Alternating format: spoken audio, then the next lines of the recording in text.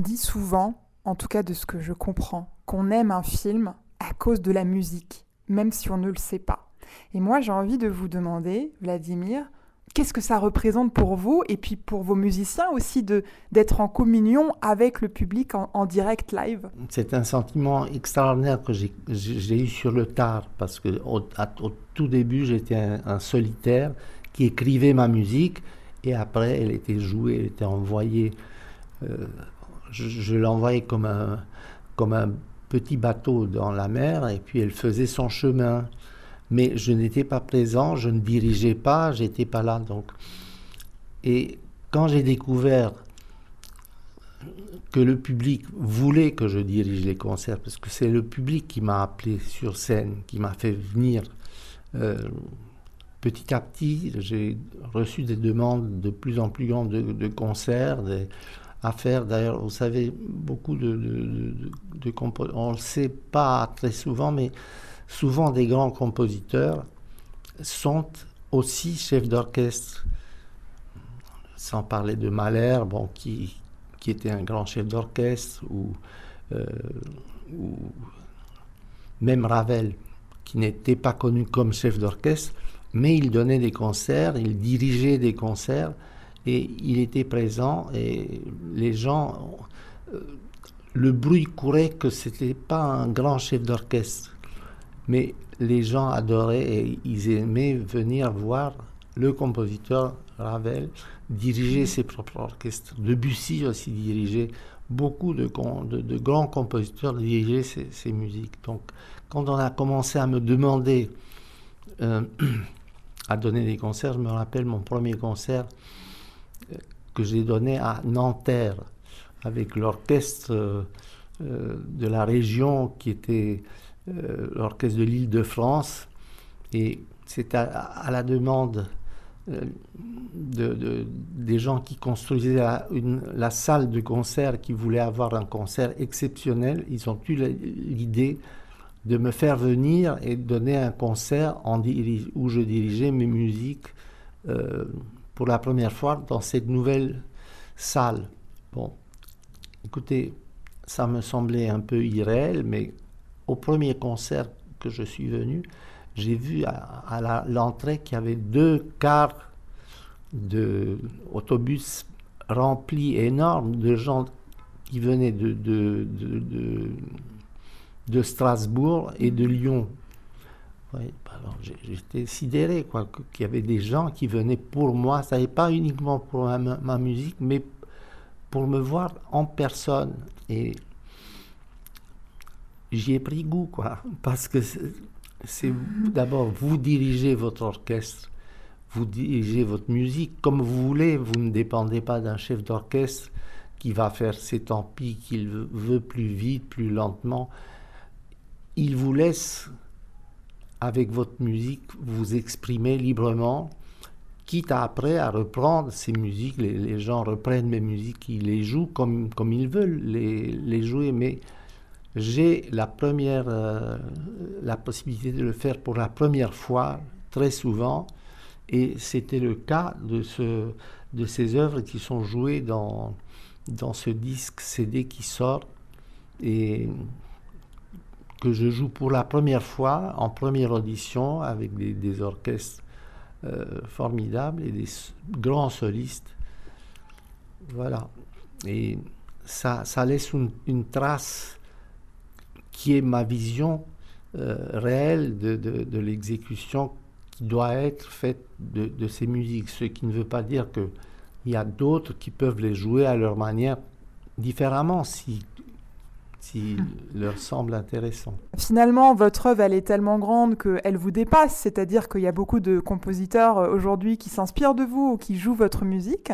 Est-ce que vous les encouragez dans cette voie ou vous pensez qu'il ferait mieux de aussi finalement devenir chef d'orchestre ou se lancer dans une autre initiative? Écoutez, je crois que la chose la plus importante pour un compositeur, c'est de rester lui-même, c'est-à-dire de faire sa musique, quelle qu'elle soit, mais de s'y tenir et ne pas essayer de copier quelqu'un d'autre, de pas trop s'inspirer. Nous tous nous inspirons de nos aînés, des grands compositeurs, mais il faut avoir sa voix et avoir une personnalité euh, qui reste votre... mais il ne faut pas non plus se forcer, c'est-à-dire que vous avez cette personnalité ou vous ne l'avez pas. Vous n'essayez pas de devenir original à tout prix pour qu'on dise que vous avez fait quelque chose de différent de quelqu'un d'autre. Mais euh, je crois que c'est une erreur de trop prendre comme modèle la musique.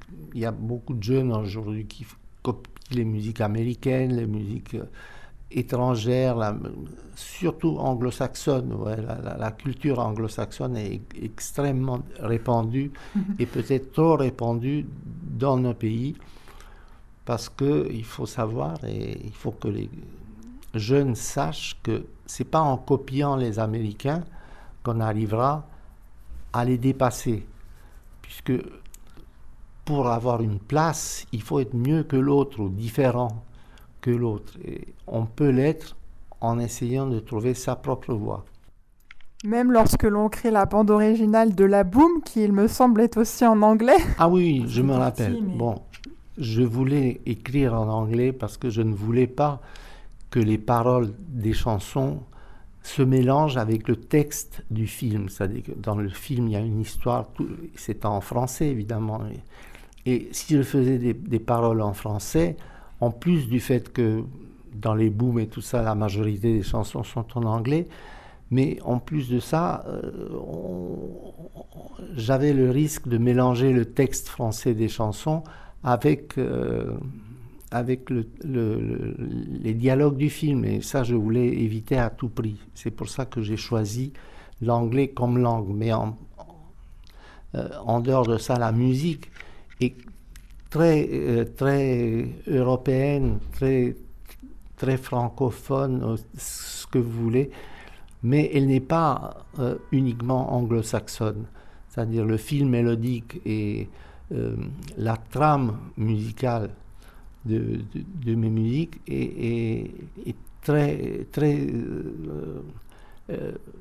personnelle. Si vous voulez, c'est pas une copie. Si vous écoutez la boom ou tout ça, c'est une musique qui pourrait être indépendante d'un concerto de piano ou de violon, etc. Mais c'est pas une musique de rock habituelle ou une copie de quelque chose qui circule des Rolling Stones ou de je sais pas quoi. Il y a cette touche personnelle que je pense qui vient du fait que je suis né en Roumanie, que j'ai vécu en France et que ma culture est multiforme. Ouais, elle n'est pas uniquement anglo-saxonne. Est-ce qu'à votre sens, la musique, notamment la musique de film, c'est une manière de rendre au 7e art sa forme d'universalité ? La musique est pour moi le plus bel art qui soit, c'est-à-dire plus que la peinture, plus que tout, parce que, si vous voulez, la musique ne fait appel à rien de la nature, c'est une invention pure, des notes do, mi, c'est quelque chose qui n'existe pas. Donc c'est quelque chose de complètement différent que tous les autres arts. Et le fait de mélanger ça avec le cinéma, qui est le mélange des arts les plus dans leur totalité, lui donne une plénitude et complète le spectre émotionnel de l'art, et ça la fortifie énormément, ça la rend imparable. C'est-à-dire un bon film avec des grands acteurs, avec de grands paysages, avec tout ça, avec une musique qui est quelque chose qui n'a rien à voir avec ce qui est dans le film, parce que vous savez, la musique n'exprime pas quelque chose de précis. Vous ne définissez pas les choses par la musique comme vous les définissez par les paroles, où les choses sont concrètes, une chaise, un piano, tout. Bon. La musique, c'est l'irréel, c'est ça. Ça dit des choses sans les dire. On peut interpréter une musique comme vous voulez. Vous prenez une fugue de Bach, ça ne veut rien dire, quoi. C'est-à-dire que sorti de son contexte de fugue de Bach, après vous pouvez l'inscrire dans une poursuite de voiture, dans une scène d'amour, dans un contexte que vous voulez. C'est pas lié, il n'y a pas une spécificité précise que la musique exprime. Vous avez composé la musique de beaucoup de comédies. Alors, en quoi est-ce que la comédie se distingue justement du film romantique ou du film d'action? Je ne sais pas, quand je pense par exemple à L'aile ou la cuisse, est-ce qu'il y a un rôle que vous avez laissé particulier au silence, par exemple? Ou est-ce que vous pouvez nous raconter cette composition-là? Écoutez, je suis devenu à mes débuts un spécialiste de la musique de comédie. Pourquoi? Parce que ma première musique de film, par hasard, c'était Alexandre le Bienheureux, film d'Yves Robert, avec Philippe Noiret, Marlène Jobert et d'autres acteurs. Et c'était une comédie, très belle comédie, et très, très amusante et très originale. Mais moi, je n'étais pas d'une nature comique. Je ne suis pas quelqu'un de très gai ou très... donc pour moi, ça coulait pas de source de faire de la musique de comédie. Et j'ai évité de faire ce qu'on appelle de la musique de comédie. Ma musique n'est pas comique. Ni dans le Rabbi Jacob, ni dans le Grand Blond, ni dans tous ces films-là. Elle est plutôt écrite en mode mineur. Le mode mineur est un mode qu'on accompagne surtout pour les choses tristes, pour les sujets tristes. Et donc, la musique du Grand Blond, c'est une musique en mineur. La musique du Rabbi Jacob est en mineur aussi. Alexandre le Bienheureux aussi. Alors, le fait qu'elle soit en mineur, ça montre d'une part, ça donne une vision plus indirecte de la musique que si je faisais on va rire maintenant, alors faisons en majeur avec bon, donc, et il y a un second regard sur les choses et sur les scènes dans des films de comédie, et j'essaye d'apporter cette espèce de vision différente des choses, et ça m'a semblé très important que la musique soit écrite en mode mineur. Vous me disiez c'est important de travailler, alors quelle a été votre principale motivation? C'est l'amour pour votre art ou pour votre public? C'est les deux. C'est-à-dire que depuis que je suis petit, j'ai rencontré...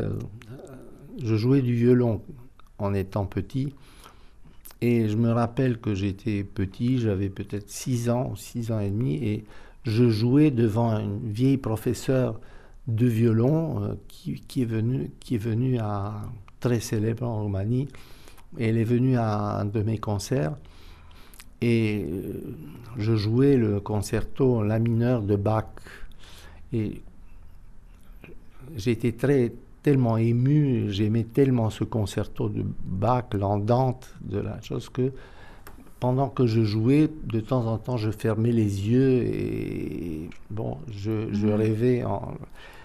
Et elle m'a arrêté, elle m'a dit, bon, ben, c'est pas mal, jeune homme, etc. Mais pourquoi vous fermez les yeux quand vous jouez le violon? Ben, je dis, mademoiselle, je fermais les yeux parce que la musique est tellement belle et j'aime tellement que j'étais un peu perdu dans la musique, etc. Et il me dit, oui, mais pendant que vous jouez là et vous fermez les yeux, vous ne regardez pas votre archet, vous ne regardez pas votre main gauche, vous jouez un peu n'importe quoi, et ne vous imaginez pas que tous les soirs, vous allez tomber en transe en jouant le concerto de Bach. Par contre, le public qui est dans la salle, lui, tous les soirs, il doit tomber en transe parce que vous intéressez. Et pour ça, il faut que vous regardiez votre main droite, où vous mettez les doigts sur les cordes pour que vous jouez comme il faut, etc.